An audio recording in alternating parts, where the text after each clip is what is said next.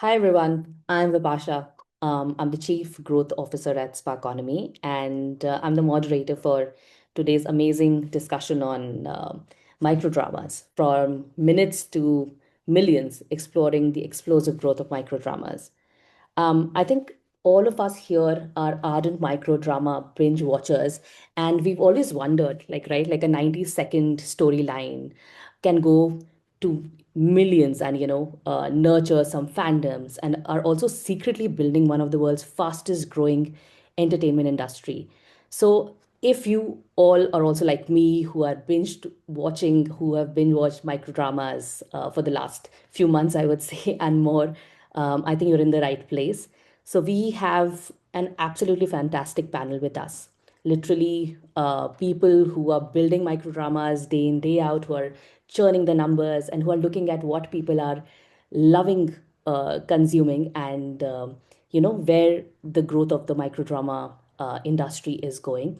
So I would take a bit of time to pass it around the room and let our absolutely incredible panel introduce themselves. So I'll just sort of let you know who all are with us today. So we have Sambbhav Khetarpal, who is the head of content at Sooper. We have Tejasvi Batria, who is the head of strategy marketing at StoryTV.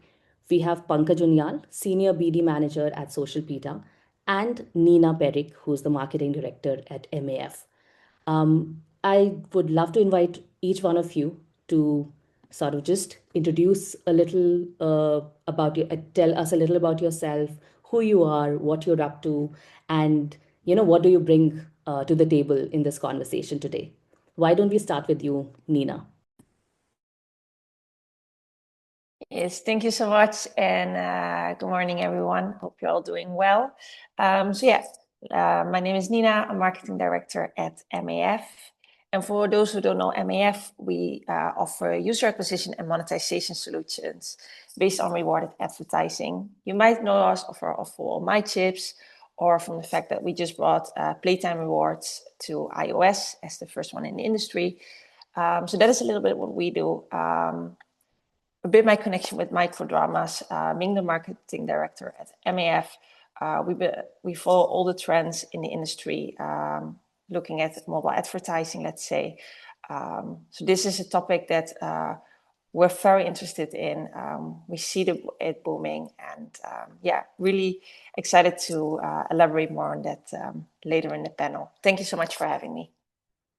Thank you, Nina. I think it's going to be an interesting panel to know a lot more about things that I'm into, especially in-app monetization.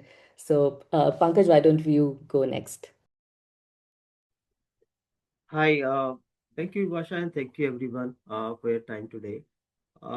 First of all, I'm also very excited to see this panel happening. I mean, we all talked a lot that it's booming, and now we are formally discussing among ourselves. And see, I'm also a fan of this wave, and I'm a part of SocialPeta. We are an ad intelligence platform.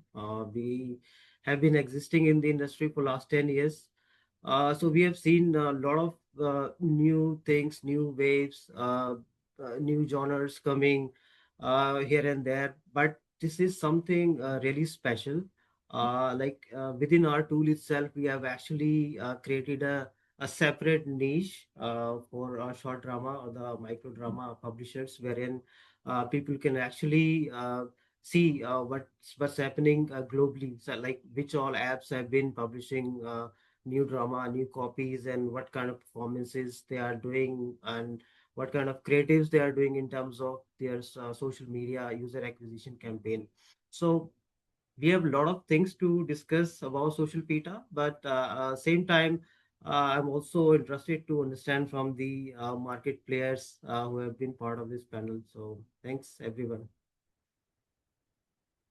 Thank you so much, Pankaj. I think it's super interesting about of what Social Beta is doing, and I think there's going to be more conversations around, deep dive into what all we can sort of learn from the insights that Social Beta has been gathering. Tejas, you're on my screen next, so why don't you go ahead? Thank you, Vipasha. Thank you, everyone, for having me here and joining in for this session after a good lunchtime, I think, for everyone in India at the moment. So, I'll quickly introduce myself. I'm Tejasvi. I am leading the overall growth and marketing pieces for Story TV at the moment right now. Just a little bit background about Story TV. We actually stepped into this market just 4 months ago. We started primarily in the month of July, and at the moment, it gives me a lot of immense and a lot of happiness when I say this that we are in the top two apps in India at the moment, right now, in the microdrama industry, and one of the most downloaded apps in India at the moment, with over 500 different microdramas being offered to our users, where they are watching every day, spending a lot of time on the app.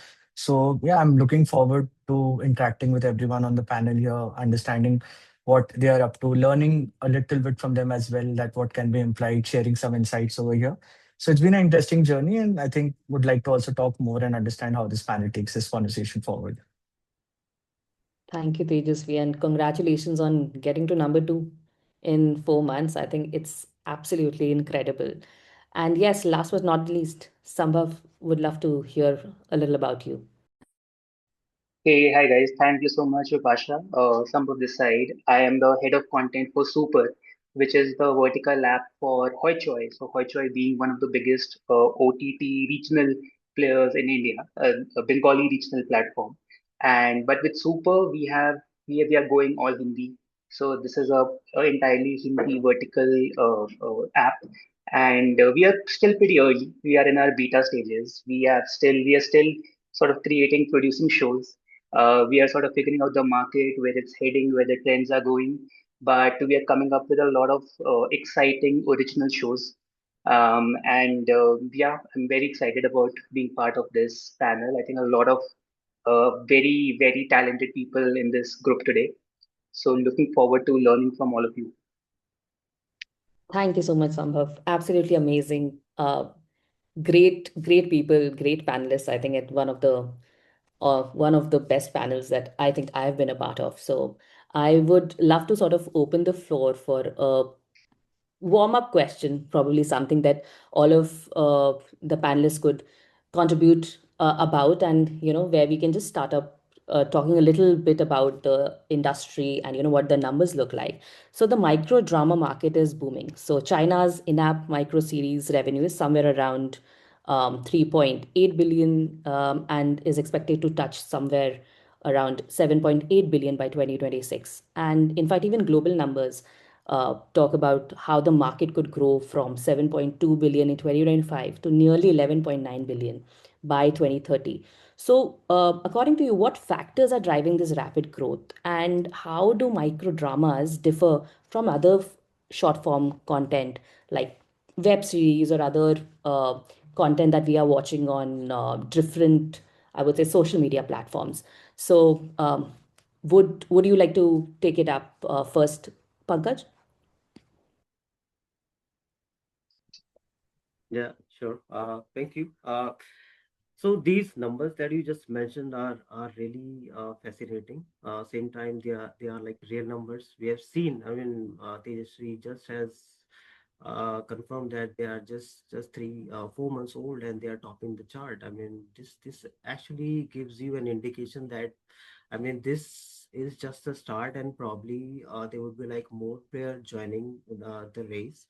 The real reason that, like from SocialPeta's perspective, what we believe that there's a very high engagement content that actually delivered through these apps. And when we compare the production cost in comparison to like the bigger formats of the entertaining OTT platforms, uh, that is very low.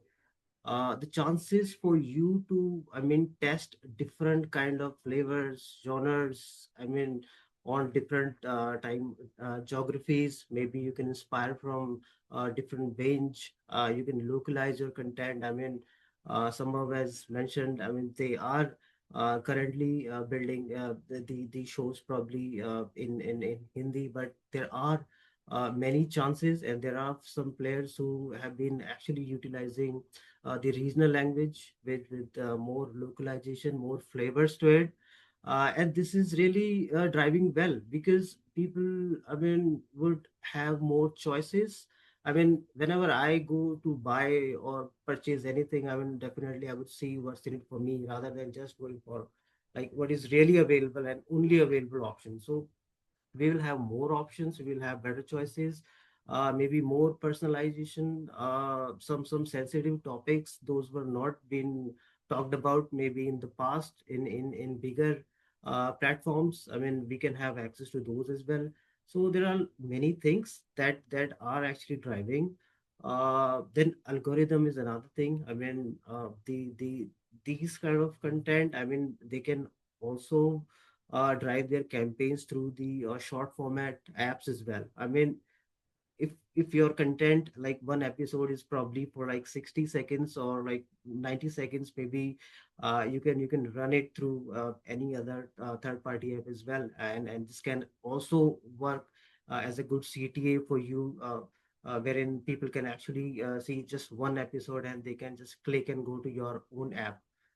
So these are the things, these are really driving well for them.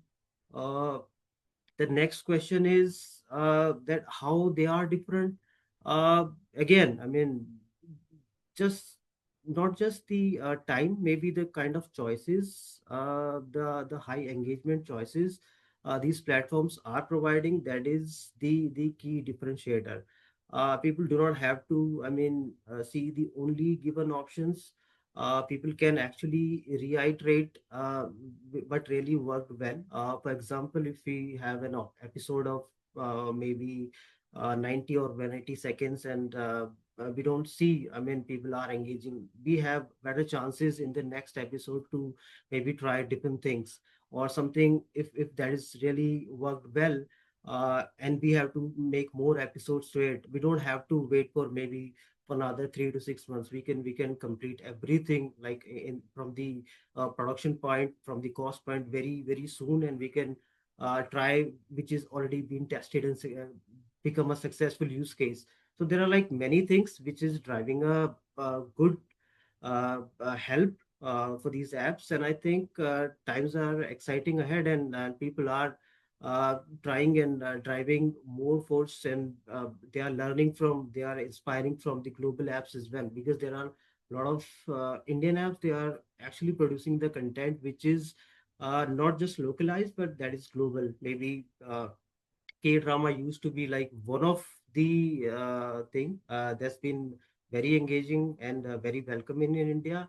But there are several shows from North America, from Canada. I mean, people are accepting those as well, and we see like microtransaction happening along with the rewarding ads for those. So I think that's my take. Maybe we will have more from my fellow speakers on this.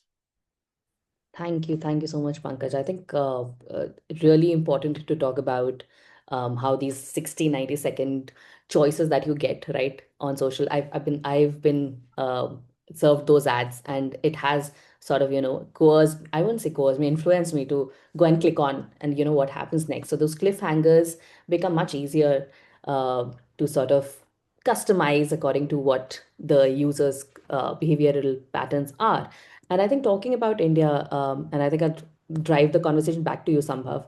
I was reading somewhere that the consumption of micro dramas is really high in Bharat, right? India versus Bharat, where people are using almost like 3 times the amount of data on consuming this content as well, right? So where do you feel that how is this industry growing, and how is this becoming so different for consumers that their consumption patterns have been changed by microdramas? Yeah, I think as you rightly mentioned about Bharat, I think one of the major drivers is the mobile penetration right now. I mean, if you go to tier two, tier three small town India, now everybody has a smartphone where they can go and consume content. So I think that is one of the bigger drivers of vertical content in India, because even if you, not everybody can go and watch a film today. It's a very expensive medium. Not everybody has televisions at their homes. But mobile phones, cheap data is convenient, and it's also catering to the to the whole attention span problem we are facing right now, right? So it's So in this whole attention or economy, like everybody, every brand is fighting for attention. And I think micro dramas serve you more emotions per second compared to say a television show or a film, right? A TV show will. So I have been a television prime time Hindi television writer for the last 10 years, and I have written for all like top platforms, Star Plus, Sony, and all these big players. And what I've learned is that even a lot of television shows are being consumed on the phones. So one of the top primetime shows which comes at 9 p.m. People don't want to wait till 9 p.m. to watch it. They can watch it on Hotstar much earlier. So television has become a secondary screen, and phones have become the primary screen. And but that does not mean that people don't want drama. People still crave for drama, crave for emotions, and micro dramas allow you to get that drama in a less amount of time. So I think that is something. And if you ask me, I use the word snackable here. It is very on the go. It is like having like it's a very on the go, easy to consume medium. And one of the I think that's one of the bigger drivers which we have right now. So yeah, I think that maybe answers the first part of your question, and the second part was if I so sorry, I just missed it. Yeah, I think how is it different from the usual short form content, right? Like how does microdramas differ from your usual short form like web series or the content that you see on social media? Yeah, I think one sort of white space which verticals have microdramas have really tapped in is sort of catering to a slightly male audience. So for the longest time, television was primarily serving the female viewership, and most of the consumers were females. Not that women didn't watch TV. Also, like our need to consume drama and sort of consume content, entertainment in a cheap, cost-effective way.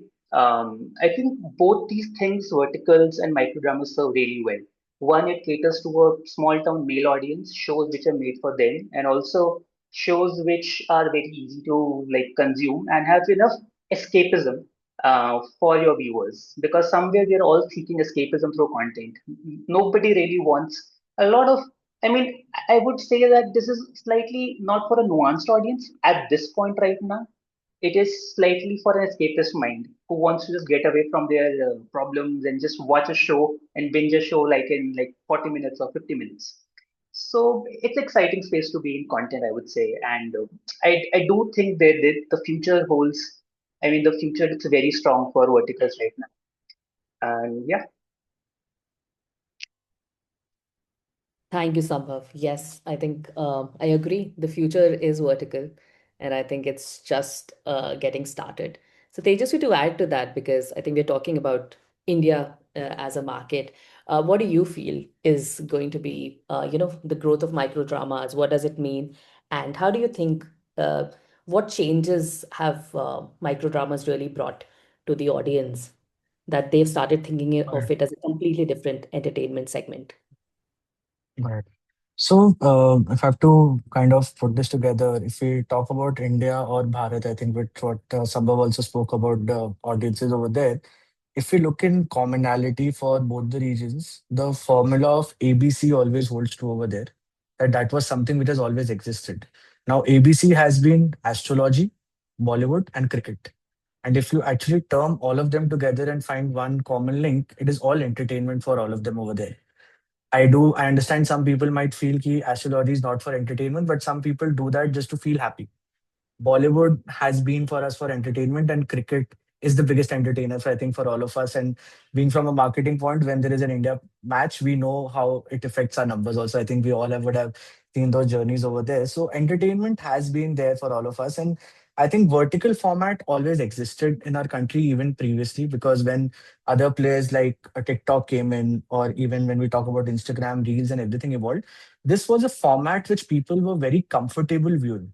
Even if you see one of the largest consumers on reels and these vertical formats on these platforms on YouTube Shorts and all is India to one extent. So that was not something that people were facing as a challenge. Ki, okay, we're not comfortable with this kind of format to view. The only thing which keeps requiring for any kind of user audiences is in terms of evolution of how they're moving forward. Like even if we look at cricket, the First was the test, then it came to 50, then it came to 20, and now people are saying there's a 10 over. So the attention timestamp is also kind of going down for them over there. But users want to evolve. Even if I talk to anyone over here, when they are scrolling reels, after a point, we can't scroll for more than 15-20 minutes at one go, because if you consume something, the algorithm gets hooked to it and it will just give you the same thing again and again. And you're not finding that dopamine for you. And that is exactly what microdrama does, because it is like reels. So the thumb movement is something which people are very accustomed to. If you don't like something, you just move forward. But the plus point of microdramas is the way they are written, the beautifully the way they are produced, is that every second is a dopamine for them. Like they get to know something new. There is a new twist that is coming in, a new character that's coming in, and it is very fast paced. Like we generally call it micro binging at the moment right now from our end, because that is something I can actually consume while I'm commuting to office. Probably I'm just sitting at home and loitering around and not doing anything, or even when I have just 5-10 minutes, because the episodes are so small that they are 1 minute long, and how they actually get differentiated from different OTT players or the traditional TV series was that if you look at the trajectory, that earlier I remember when Kyuki Saas Bhi Kabhi Bahu Thi used to come, there used to be cliffhangers. But that cliffhanger used to come on a every Friday, where my mother or all the mothers around would talk about it over the weekend and wait ki will Mihir come back on Monday or not. And that is the dopamine that they found. But what happens in microdrama, the moment you scroll, you know your cliffhanger is next. So you get immediately, you are just getting a lot of dopamine rush that you're watching. And that is why people are overall enjoying microdrama in India. And that's why if you look at plots and all also that are being built, like how Sambbhav also mentioned about escapism, I also see that in a very different ways, that there has to be something which is more relatable and aspirational for them when they are kind of watching that kind of content. Like if I talk about, take a little Bollywood examples, and some characters, there might be two sides to this thing. Like if I talk about Kabir Singh or talk about Animal, probably in real life, we might not want to be that person, if anyone has to ask me that in very true honesty. But those movies did really well because they had the character of an alpha male. At the end, every male wants to, at the point, feel that I can become an alpha male. And these microdramas kind of reflect on that, that you know what you want to become is what you can actually see in those characters. You can see in those movies. So it becomes very interesting for people to consume microdrama. And one more thing I've seen across all microdrama plays is that anyone spending time on the app in a day is more than 60-65 minutes, which I think already shows the PMF that this is a format of content which people are consuming very happily. They are spending a lot of time and they are like of looking forward to it. Like even if I talk about movies, if we like something, we have to wait for a part two for it to come. Yahan pe it is not there. There are new drops every day. Even if we go to cinemas, there are some movies that will come and we'll have to wait for a very long time. And be like, okay, now this film is going to come in February. I'll have to wait for it. All microdrama plays, even us at Story TV right now, we are launching microdramas every day at 12 o'clock. So the users are getting something new to watch every day. There is a new refreshness that's happening to the content, due to which they are, I think, enjoying the overall content. So I feel microdramas is here to stay. This is the format already existed, just to kind of sum it up. But I think the storytelling that has come out in this format and the kind of tropes that have been built in this format is going to be something that will take this overall industry way too forward than I think we all can anticipate at the moment right now itself. Thank you, Sambhav. Yeah, I think what's amazing is that I can go to sleep without thinking about what's going to happen next. And I don't have to wait a few months or even sometimes a year or two to know what's going to happen next, right? So I think that level of satisfaction is pretty high when you're consuming micro dramas. Coming to you, Nina, I think from a global lens perspective and around how the growth has been and the kind of numbers that we are talking about, what do you feel, the future of micro drama stands, and how do you feel that they've really changed the kind of formats that people are looking at these days? Yeah, thank you. So I think a lot have already been said. And like you said, for me, there will be a bit more a global point of view, a bit more focused on the North of America and on Europe. And I think to explain a little bit the boom of microdramas, I think we have to check on how, for a big generation, entertainment has changed drastically in general because of TikTok, because of Instagram. Our attention spans, or at least a lot of the younger generation, it got a bit shorter. Look at, for example, pop songs, where normally there was a long intro we now go straight away into the chorus, make sure that when someone listens to something, they get hooked. When you're scrolling on a TikTok, you want to be entertained in the first 3 seconds, because otherwise you scroll along. And microdramas, of course, they fit like perfectly into, well, this need to be entertained from the first second, let's say. They're very fast paced. There's no this long character development that we see in series and movies. And they go straight actually in the moment where you're waiting for when you're watching a movie. So I think that is one of the factors which is helping this boom a lot. And on the second part, and we already mentioned this quickly, they are being very smart on a UA point. Because of the format from like 60 to 90 seconds, the short videos, you can put them so easily, and it makes in like TikTok, Instagram, and it feels like a native ad, or it feels so native. You're like scrolling, you're coming there, and where normally when it ends, you will go to like the profile of the person that posted it. You now think, oh God, there was an advertisement. And those that are hooked, they click, they download.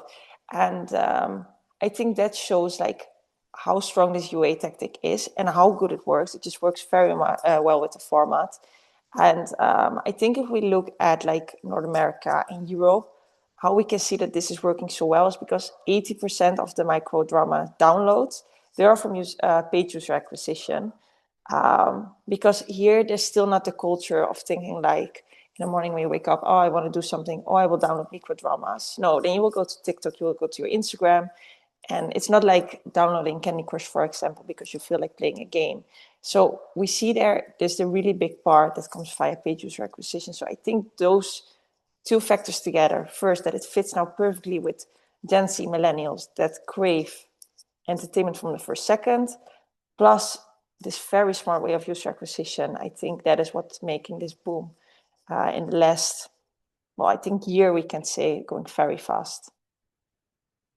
No, absolutely, absolutely. I think completely agree. It's a lot to do with Gen Z, but also I think us millennials who, I think what Tejasvi said, was looking for some sort of escape from the overall your jobs and your other parts of your life. I think the kind of boom that microdramas have brought, and rightly so, because I think the quality of content is awesome. So so I think just Yeah, and looking. like you said, like where we maybe think that it's mostly Gen Z, we actually see that 50% are millennials. It's like the millennials like are craving it. So I think that's a very interesting point to see. Yes, absolutely. And I think that's just going to get crazier. Perfect. So I think now we'll sort of just deep dive into specific topics. And I think I'll start off with Pankaj from SocialPeta. So Pankaj, SocialPeta releases monthly microdrama rankings and collaborates closely with gaming studios. Now, based on your data and team insights, what user acquisition strategies are, proving most effective for scaling microdrama apps? And how do they differ from the strategies you typically use in gaming? Sure. So basically, one of the foremost difference is the ad format. If you see the user acquisition campaigns from gaming, they can have interactive playable ads. They can have definitely gameplay, which is showing the new features from the game itself. Then there can be some images, and maybe they can have some image which is just redirecting the user to the app store to download or play now, kind of a CTA. Wherein if we compare the microdrama apps, I mean, the game is really different. I mean, we cannot have anything interactive or playable ads. I mean, the key factor is the kind of videos, because I think more than 95% videos, like the creatives are from video side for these apps. Uh, because the reason is, if you want to do a storytelling, you want to give a straight message that what's inside it. I mean, you want to have some hooks, maybe cliffhangers. You will use some turning points, attention points that can actually take the attention of the specific user. I mean, it can be only by using the videos. Uh, then next is the like number of creatives. which are required for probably a game or an app from the short drama perspective. So if it is a regional, maybe Bharat or India specific game, maybe we can have less numbers of creatives. But when we compare the top creatives, the top number of creatives from the short drama apps, uh, I think top 10 apps, they have been pushing more than 500, 600 creatives in a month for one short drama. And those are like probably 95 to 98% videos that are showing different iterations. Like they are not repeating. I'm not talking about the same copies are running into different networks, but these are like different copies highlighting the same one short drama and maybe like 600 or 800 copies of it. So you can imagine that. I mean, they are not leaving anything behind, any scope that can actually leave them behind to be in the market. There's another reason because a lot of new players have been coming and people have actually competing in the same market. They have the same niche, and when we compare the same market from the gaming perspective, maybe we have a different market altogether for the gaming. Like for example, if I have a game which is really famous in India, there are chances I can go global and I can publish it. But if we take that short drama from India to global, for example, to North America, Canada, Europe, I mean, it takes a lot. I mean, not sure that that would be accepted very easily without any localization, but the story turns differently in India, especially like subcontinent or maybe where we have been accepting the content from West. We have been fanboys of MGM, HBOs, and we all are fans of like foreign players, foreign actors. So we do like easily accept all those cultures. So considering all that in mind, if we are just promoting for India, we have seen people are more focusing on family oriented, maybe some specific topics around the family, maybe fighting, maybe some kind of mismatch in a couple, or maybe some stories around the boss or in office. I mean, these are like some cultural stories that we can actually show in the creatives. Uh, when we talk more about the personalization, I mean, we are seeing very new trends. Those are keep on coming in terms of short drama. People are using content from the regional perspective as well. I mean, there are some apps who have been pushing the local content onto the broader perspective on the India level as well. There are some companies those were only focusing on some South Indian cities. They are just coming out, they are taking the content and they are pushing it all around the India. So I've seen people are pushing all those creatives around it. The key factor is for the short drama apps, we are mainly relying upon the video formats. Those are the top choices. Maybe the short format maybe can be more famous when we do some kind of brand integration along with the regular CTAs, wherein we can have like win-win situation for both creators as well as for the brands. We have recently seen it, I mean, in some of the apps, not from the short drama, but there are some apps wherein if you do like any kind of searches for the short videos, for example, if you do like how to lose weight and you see some videos are coming, so there would be a tag, a CTA showing like sports shoes or something. I mean, kind of the brand integrations are, these are like really in at the moment, and I think the short drama apps can also take benefit of it. So Yeah, that's so fun. that's all from my side. Thanks, Pankaj. No, I think you're absolutely right. I know there are a bit of, product integrations and brand integrations now that have started happening on some of these dramas. I watched a couple of them and I did see like a Sheen or, a very localized brands sort of becoming a part of the wardrobe or whatever of the protagonist. And perfect. I think, Yeah, yeah.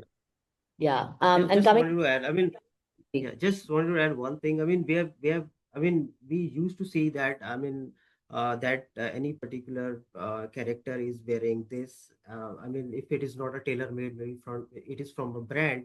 Maybe why can't we do some brand integration? Because we just see that, okay, that dress is well, worn by that particular character, and there is, I don't know. Is it from any brand or I can buy it online? Since we have a lot of integrations are going, not just for the hardware, but maybe for the clothing and uh, other things as well. So maybe they will take place, and it will be a big economy for the brands as well. Wherein, if brands are looping in this category, I think then there's no coming back from this point. Then. Absolutely, Pankaj. I think big opportunity there. Awesome. Yes. I think Nina bringing you into the conversation because I think we'll move towards monetization, right? Which is basically what determines who survives and who still needs to sort of pull up their socks. So with micro dramas, they're getting a lot of traction in markets. US, Asia, right? But the advertising costs remain a major challenge. So how do you think how sustainable is the rewarded ad model in the long term? And what innovations like the ad formats, new ad formats like AI powered experiences or strategic partnerships like what even Pankaj was talking about, do you foresee shaping the future of monetization for microdramas? So yeah, I think this is an interesting topic because what you said, the UA costs, they're very high. What we see actually when we look at the numbers, that very little of the microdrama apps that they are profitable, because 80% is paid user acquisition. So like the monetization is very important. And most of the apps, they use like a hybrid system. So they do in-app purchases. So the first, when users come, they get a few episodes for free. They get hooked. From that moment, they can make an in-app purchase to buy more with the in-app currency. Or via rewarded apps, they can earn the in-app currency. Already, they can play free an episode, let's say. And so for the rewarded ads, there are two formats. So you have the rewarded video ads. They watch a video, they maybe get an in-app currency, or they play free immediately, like a video. And on the other side, there are offer walls. So users, they go to the offer wall, like let's say like an online shop. They see maybe a game that they can play. They will play it for a while, and with every action that they do, they get rewarded with the currency of the app to play more, free more micro dramas. And this is actually like a very good fit. And that is because the people, a big part of the people that are coming to the microdramas, they're used to free content. They scroll the whole day on TikTok, Instagram, etc. So they're not used to paying actually for this content. So in-app purchases in the beginning, they almost never take place. In general, people that make in-app purchases, they use already an app for way longer. So in the beginning, when you want to monetize these users, in-app purchases, they just don't make often right away sense. Where in the other end, rewarded ads, as they are a free model, they're opt-in, they fit better. But to make it fit, they really need to add value. So what is important is that the offers that they see, that they fit their interest. Because, for example, let's say I go there and I see only, let's say, football apps. It doesn't really fit my interest. So I won't be a user that will do that. And probably I will opt out and think like, okay, well, I will just go back to scrolling on TikTok, let's say. So what we need to make sure is that there's something for everyone, but then we also target really well. And the nice thing with microdramas is we know really well who the audience is. Like I just already said, 50% are millennials, 70% are women. These are numbers for North America, Europe. I cannot say this for India, let's say. So we know really well who are watching these microdramas. So we can target all the apps that are in off walls really well. And that way it can work. And we see, for example, from Flex TV, For them, this is really working really well. On user acquisition cost, they normally see like a return of investment of 130 to 150%. But if we speak also about different kinds of monetization, things that are being added, I think like the partnership, like the product placement point, what we spoke about, I think that is definitely a really interesting one. In China, for example, we see this is really heavily happening. They have like a lot of brand sponsorships, product placements, etc. Will this work? I think that depends really much on how, if I speak about North America and Europe, I think it depends really much on how big this growth is still going to be and how much brands are going to trust this format. But yeah, I definitely think this can work. And if I would need to put my money somewhere, I think besides rewarded ads, like product placements, brand partnerships, I think that makes the most sense from my point of view. That's absolutely awesome, Nina. Thanks for your point of view. And I think, yeah, I think there are going to be innovations around newer formats, but these are, I think, quick wins, which should be, and I think brands should notice the crazy numbers that microdramas are driving and the number of, uh, I think, like even in India, they were mentioned, right? Like 65 minutes of content a day. I think those are crazy numbers for just being on one app and consuming a story. So that's I amazing. definitely agree with that. Yeah, perfect. Yes, and coming back to India again, and Sambbhav, this goes out to you. So India is becoming a microdrama powerhouse, right? And we've been discussing about that. So what key audience behaviors in India have shaped Super's content strategy, and how does your approach sort of differs in India from a global strategy? Yeah, so when you look at India, it's a very emotionally complex market, right? India, so I don't usually call it India. I call it the United States of India. We are so many countries within one country. So when you say that, okay, I want to make content for a Hindi market, it is so diverse. You go to Rajasthan, it's a different dialect. You go to Punjab, it's a different world. You go to Madhya Pradesh, it's a different world. So what we look at Super is, of course, universal emotional resonance, emotions which can work across the board for all regions. But then the grammar of content we use, the tone of content we use, the dialogues we use has to be very regional, cultural specific. So while the emotions are very universal, the telling is very cultural specific. So what we are trying to do is just maybe set one show in Rajasthan and use the milieu of Rajasthan, the nuances of Rajasthan, characters from there, even right from the casting to the dialogues to what is culturally relevant to them is what we look at. So that is that I think that is something we are really trying right now to crack content for Super. Because when you say I want to make content for a pan India market, I think you're setting yourself up for disaster. Even from a film standpoint, one of the best ROI films in India was a film called Kantara, which did 1,000 CR, right? And it's a small regional film. So I think that is something we definitely look at right now. This is one approach we take. Also, parallelly, we have also understood so as I said earlier, that this is a slightly male skewed audience in India at least, right? As Nina said that in US, it's slightly female skewed, but in India, we're catering to a tier 2, tier 3 male audience. So we try to capture tropes and create content which is catering to a sensibility of a small town Indian man, which is why an idea of a rags to riches story works perfectly in this format. Correct. I think we are closer in that sense to China culturally versus say in the US. And a lot of our content which have really worked for us is something about a small town man who wants to get rich, or maybe he's a small town boy, but the girl dumps him because he does not have money, and then he comes back as a billionaire to show the girl or the world that who he is right now. I mean that is something which we have learned at Super, and we are really trying to double down on creating more stories around these things. So yeah, that is I think one thing. If you really ask me how different our approach is for the global markets, Right. For the US market, what works in India will not work will not work in the US markets, right? The US markets is more female skewed. So coming from whatever I've learned, even with the audio space in India, because um, so before verticals, there was this platform called Pocket FM who really tapped into the US markets, and being somebody who's worked with them in the past, we realized that US markets are more like female led, and dramas which are around romance and pregnancies, these kind of shows work better there. So we, and also there is a genre of content which is leveraged by AI, which is your romanticy.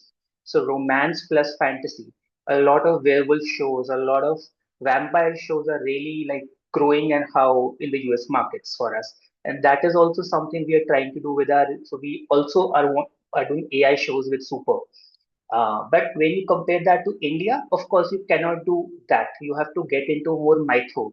You have to get into a Shiva story. You have to get into Hanuman. You have to get into the mythological characters.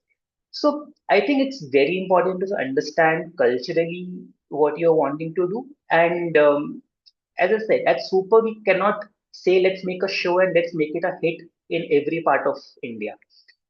Maybe a show would target Rajasthan, and if the emotions are resonant, it will travel across the board and go to other states as well. That is the approach we are taking right now. That's brilliant, Samba, because I think I agree. Working in with the creators, I think we also believe in that we don't have like one set rule for a strategy pan India. It cannot be. Everybody like comedy, the type of the tradition, the language. Even Hindi is so different. The UP Hindi versus, I come from Dehradun, so that's the Hindi that you speak in Dehradun. They're very, very different. And I think it's so important to understand the intricacies. And I think that's what, when you took the name of Kantara, very regional, but if you could resonate, everybody has a folk story and it resonated. So I think that's what sort of works. And Just well, I think just to add a small point to that, this is why I also feel that a lot of vertical shows are performance marketing driven right now. And a lot of push is money spent on ads and just trying to get traction in the first go. But if what I feel in the long run, what will survive is the quality of storytelling. You might be able to get people through ads, but what will survive is content, and that's when you get retention, and that's when you get in-app purchases, and that's when you get your placements or products and stuff like that. So yeah, I think going forward, if this platform has to sort of survive for a long run, I think focus on storytelling which should not go away in that lure of getting more drama and more 3 second gimmicks. So I think that's my personal opinion. But yeah, no, absolutely. Thanks, Samba, for that. Moving on to, I think, marketing, that I think is absolutely like the backbone of the entire growth strategy that we are looking at. So, Tejasvi, like as the head of marketing at Story TV, what are your recommendations? Because you've had some amazing numbers, right? Like in the last 4 months, you've been able to go to number two in and it is a big, and I would say a crowded market in India now. So, what are your recommendations for promoting micro dramas in India, especially with competition increasing? Which strategies are essential for standing out and driving long-term growth? So, like, see, and the beauty of this overall industry is, and I think why we all feel it as a big challenge and it's fun to be at work is because there is no set playbook for this at the moment right now. This is an industry which is evolving. What we learned yesterday, we have to unlearn today and learn something new the other day at the moment right now. So that's how it is going for us at the moment. But if I have to just sum it up, that what people should think about marketing when we are doing about it is two, three things which are really important here is one, unlike different OTT players, if I have to talk about which are in longer format, who have built long stories and all, the plus point here is that we are still very closer to our users, right? Like here we can talk to them, understand who they are, what they are doing. Even if there's diversity, we can still get an understanding of the kind of taste that they have, what they want to watch. And that cycle also will overall help that what content needs to be built. So that is one thing any brand should be focusing on is to hear your consumers. I think that is the main basic principle of marketing always, that know what your consumer wants, and that will eventually take you a long way forward. Second, I feel, because as I mentioned in the beginning, that the playbook is not set at the moment right now. I think for every player out there, experiments should be done. Keep trying out different tropes and all. I think some tropes Pankaj spoke about, some tropes Sambbhav spoke about. I think there are different learning each player has in the market right now. I think everyone needs to do one thing, is when you find something which is working, without really doubting yourself on that, if the data is backing it up, you should just keep doubling down on that. If you have found a creative that's one, double that down. If you have found a show that is one, kind of double that down. Or whatever you're finding in marketing has to be doubled down, because if you have found that, someone else will also find it very soon. So you need to be a first mover in that and kind of move forward on that piece, so that you can take the lead over there. Because what happens, a lot of players will like, okay, this show has this catalog, this platform has this catalog. The challenge is that if that catalog exists or that show exists somewhere, it might not work for you. So you need to keep experimenting to kind of survive this overall industry. If you think the tropes that have already been mentioned or which are very easily set out, if that is something that someone can double down and really go forward with, that would become a very big challenge, because the plots here are very different from what we have generally seen in entertainment. There are very different types of stories, very different types of characters that are built, which is probably not very common to what we feel. Like, I remember when K-drama came into India, it was not very easily acceptable by people. It also took them a long time to become this popular right now in our country, where people are crazy for K-drama. And that is how similarly microdrama is evolving as well. Like, we've spoken about different diversity of people consuming it, a little Bharat audience consuming it. But yes, this would eventually become mainstream. And the reason it will become mainstream is going to be more and more experimentation, understanding which cohort you're going behind, what they want to watch, what they want to consume, because the format has a lot of potential to kind of give dopamine. It is just going to be how the content is being served to them, what value is getting added to them, and how they're reciprocating to the content that you're giving. That's like first probably two, three tips I would like to share with people who are trying out in marketing here. That's awesome, Tejasvi. So I think content, like there is a an audience for every type of content as long as it's quality, right? So I think that's what works in the microdrama segment as well.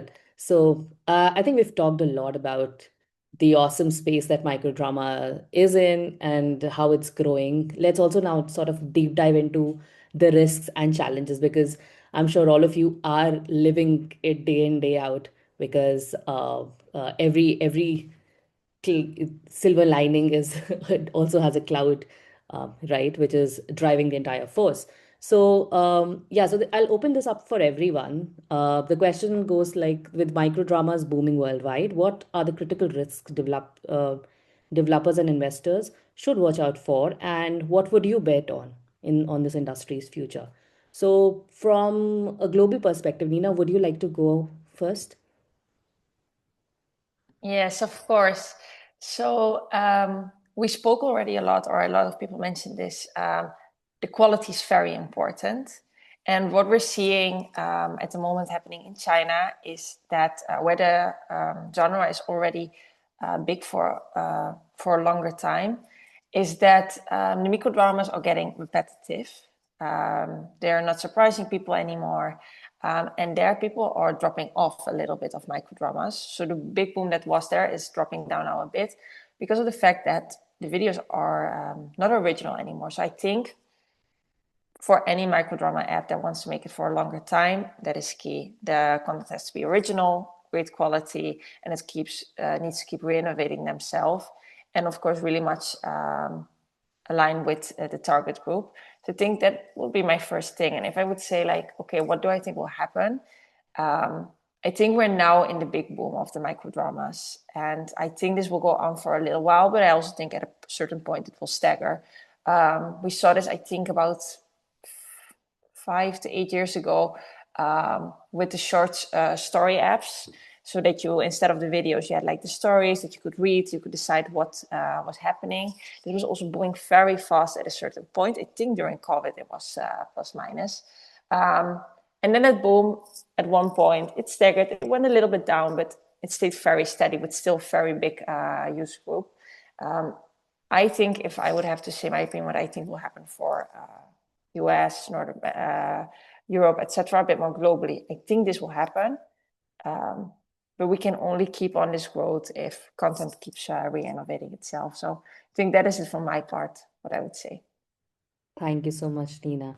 Pankaj, what do you think are going to be the risks and challenges, and what are the things that the industry needs to be aware of? Sure. I mean, so basically, it is China who actually started the microdrama wave. They are doing really well, and they are actually, I guess, about to touch 8 billion through it. So, when I talk about the choices, I mean, globally, it has been accepted. India, like if you talk about 6 months ago, I mean, this was the time when people probably had the question whether it is a right bet or not. But since people have introduced and the users have been welcoming, I think there's no point that we should have a doubt. It is now onto the players that how they engage and monetize at the same time so that they both can have the fruitful results. I mean, from the user's perspective, they always have win-win situation because they have a lot of choices. They have probably less time as well as less money to spend to get more and better entertainment. Same time, from the app's perspective, they have low production cost. They have more things to try. They have they already see a market which is welcoming, and they just have to be more positive because when there is a product, we say there is always a buyer. I mean, if it is not you, someone else will definitely sell it to the customer. So yes, Tejasvi has said it very correctly. Like who is doing it first? I mean, who is actually trying to inspire from what really worked, backing the data. I mean, if you see, I mean, things are doing well for others. Why not for you? So whosoever is actually taking the advantage, whosoever is trying more genres and going like more aggressively to the users presenting your shows, I think that's the ultimate winner. So there's always a risk, of course. I mean, comparatively, if we compare from the basic cinema, I mean, it is very new. But at the same time, we probably have to be more optimistic while we see the positive results. So apps have been topping the charts in just 4 months, comparing the other apps who have been there for probably forever. So these are the good signs. So same time, we just have to retry, do the testing, and just learn from others and see what is really working well. I mean, as fashion repeats itself, I mean, why not these kind of trends? I mean, there are uh, a lot of shows have been inspired from the content which has been really worked well in probably in the longer format of entertainment. So they have just taken the inspiration from them. They have just wrote some stories very crisp, uh, and they just hooked very correctly with the right CTAs. They are just promoting to the right content. So I think keeping both things in mind. I mean, yes, there are always uncertainty, but moreover, I would say that we see better chances for more and longer growth for the apps. Thank you so much, Pankaj. Yeah, I think you've clearly sort of summarized the bit of challenges. But Tejasvi, from an India perspective or from a growing market perspective, do you think that challenges for India are also a little different or the risks are different? Primarily, yes. I think India, unfortunately, has been pretty famous for piracy. And I think that will be a very big challenge for this industry overall as well, because like how Bollywood movies earlier used to get leaked on torrent and everything. I think that is something we all have to be very cautious about, because every content that is built on the platform is built with a lot of love and care for their audiences. Like it is a lot of effort. There are teams that go behind and building that overall content. So piracy, I think, is going to be one big challenge that this industry might face as they go forward, because that will something impact the overall content that people are building, what are they watching. And second, probably drawing parallels from another industry here would be in terms of the saturations of plots and stories. That if nothing new is really coming for people, then that might become a very big challenge. That okay, right now the audiences are hooked because this is something new. There is something new that they are watching. But the moment they reach that saturation point for them, then they would want to move out. So I think broadly, these are going to be two major areas for the overall microdrama industry that we need to kind of be cautious about and vigilant about. And I think apart from that, this will boom for sure. I don't have any second doubts on that at all. Thank you, Tejasvi. And to sort of round it off, Sambbhav, do you feel that there are, I think Tejasvi did mention a lot of the challenges, and I totally agree on the piracy part. I already see a lot of content being dropped on Facebook, YouTube by anonymous accounts. Do you think, apart from these, there are also going to be similar risks and challenges? Yeah, so I think a lot of things have been mentioned by Nina, Tejasvi, and Pankaj. Of course, I do believe that there is a problem of a lot of Me Too content. There will be a saturation which will come in. Currently, every show on almost all platforms look and feel the same. And I think a lot of it is because of the way we read data and algorithm. And currently, data suggests that certain kind of stories would do better, but I think the over reliance of algorithms is also something we should be wary of. And say tomorrow, if there is a tweak in the algorithm and suddenly the kind of stories we do don't work, the one who pivots the fastest would be the one who will survive. And also not just relying on algorithm, but also telling true stories, right? So I think we need to learn from Bollywood here. I mean, if somebody would have said that a Kantara, I mean, nobody would commission a Kantara because it's hyper local as a story.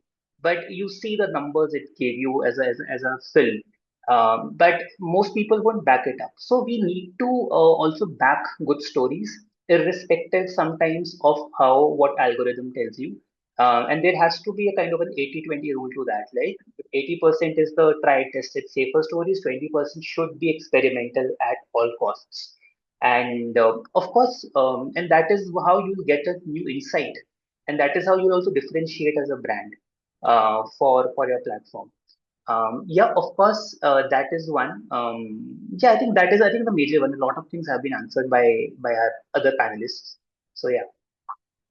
Perfect. I think there are a couple of questions in our live chat as well. I think a few of them have been answered, but I think Ali has shared that which monetization model performs best for microdrama: subscription, pay per episode, membership, tiers, or ad supported. Would anybody want to take that up? And we'll keep it short, Ali, just to make sure that we're already over 3 minutes. So Probably I can just add a pointer here is that to define exactly what monetization strategy is going to work would be very difficult because you would need to run it yourself. You would need to understand your funnels. You would need to understand your unit economics overall.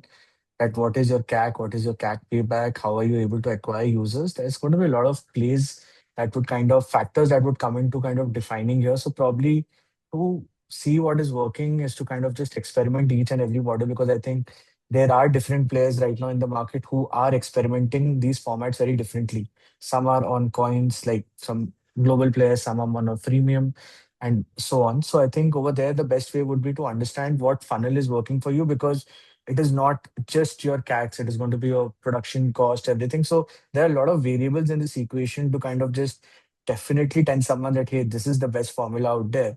So probably people can experiment, get a better understanding, and see what makes sense for them at a business level here. Yeah, if I could add something like quickly, I think also like, of course, testing is like very important, but I think what we see in general is that hybrid monetization models work best. So if you want to add ads, what we see for globally is that if you do them every minute, it will stop users, it will block them from their experience. But if you have them opt in, like I said, with rewarded ads, that can definitely work. And that you can make a hybrid part with like a subscription, for example, or I doubt the pay per episode will work best, but for example, a subscription. I think if those two models you put together, you make a hybrid model. I would say that we see now for globally that those strategies are working best. Thank you, Nina. Um, that's amazing. And I think, Rohit, we have sort of covered the challenges. So I'm just going to go to the last question. Any insights for the Africa market? Any data or insights or any suggestions that you might have, the panelists of the Africa market or the audience?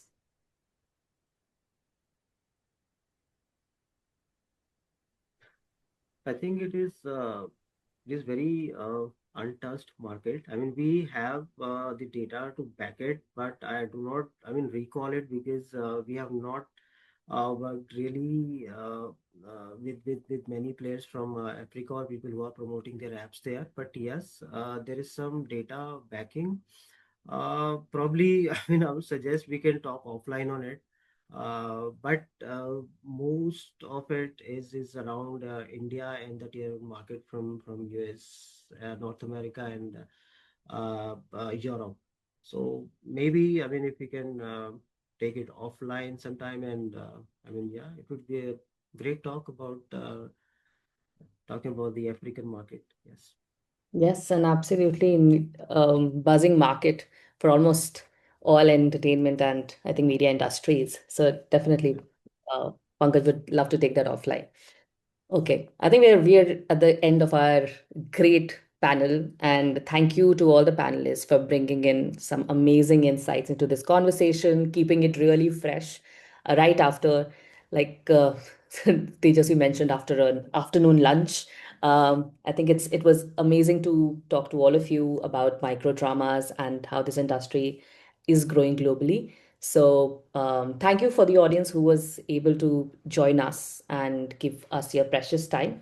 And I'm sure, like after this, a lot of us are going to go back and get into the nuances of and watch these micro dramas with, a different set of eyes, I say. So, thank you everyone again for taking the time out to spend the afternoon with us.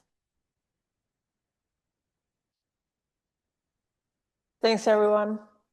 All right. Thank you Thank so you, much. everyone. Thanks, everyone. Thank you.